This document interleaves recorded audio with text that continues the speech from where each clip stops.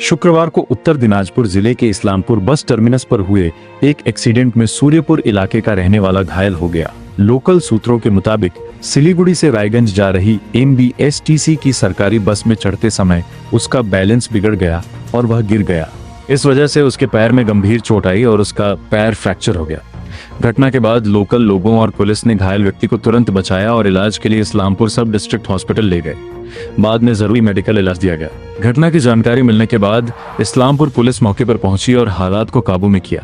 Police सूत्रों के मुताबिक एक्सीडेंट कैसे हुआ इसकी जांच की जा रही है। पश्चिम बंगाल से हिमांशु दास की रिपोर्ट। কি হয়েছিল দাদা? আমরা রাস্তা দিয়ে আসছিলাম, হঠাৎ দেখি একটা ছেলে নিচে পড়ে আছে। আচ্ছা, দেখলাম খালি পাটা ভেঙে গেছে, বাড়ি নাকি সূর্যাপুর। কিভাবে হয়েছে কিছু জানা গেছে? বাসে চড়তে গেছিল হয়তো, তাই বললো। কোথায় গেল নাকি? হসপিটালে। কোথায় জানা গেছে বাড়ি কি নাম, কোথায় গিয়ে বাড়িটা জিজ্ঞাসা করা হলো সূর্যাপুর। কন্ট্রাক্টর রয়েছেন আমি বাসে। ড্রাইভার কোথায়? ড্রাইভার আছে, এখানে আছে আসলে কোথায়। কোথায় যাচ্ছিল বাসটা? গাড়িটা যাচ্ছিলাম রায়গঞ্জ। আচ্ছা, রায়গঞ্জ থেকে বেরোলাম মতো, ইসলামপুর থেকে বেরোলাম।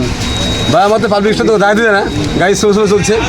স্লো চলার পথে একটা লোক ওই লাভ দিয়ে উঠতেছিল, পা স্লিপ কেটে পড়ে গেছে। স্লিপ কেটে পড়ার পরে পেছন চাকা গাড়ি পায়ের উপরে পড়ে গেছে। এইটুকুই সমস্যা। কি হয়েছে, কিরকম আছে দেখেছেন? না আমি জানি, ওদিকে যাইনি তো। ওদিকে জাননি না, এই যে গাছে উঠতে দেয় না, না খালি কিন্তু আপনারা কিভাবে উঠতে দিলেন তখন? খালি উঠতে গিয়ে তো পড়লো। খালি তো নেই, এই যে লোক উঠতেছে সমানে, ধীরে ধীরে উঠতেছে। কেন ওখানে তো দাঁড়ানো কোনো সিস্টেম নেই আপনাদের? দাঁড়া চলবে না ওখানে। হ্যাঁ, আমরা আস্তে আস্তে আসতেছি। তাহলে উঠতে দিলেন কিভাবে? উঠতে দেয় তো, তাহলে নিজে নিজে চলে গেল। কাগজ উঠতে দেয় না, নিজে নিজে উঠতে চায়। কাগজ উঠতে দেয় না, এটা হলো কেসটা। আমি ওখানে জেরক্সের দোকানে দাঁড়িয়েছিলাম, হুট করে দেখলাম একটা ছেলে পড়ে গেছে, তার উপরে বাসটা পায়ের উপরে চড়িয়ে চলে গেছে। স্টেট বাস ছিল, স্টেট ট্রান্সপোর্টের বাস ছিল। ছেলেটা থেকে জিজ্ঞাসা করি তো ছেলেটার বাড়ি সূর্যাপুর বলে।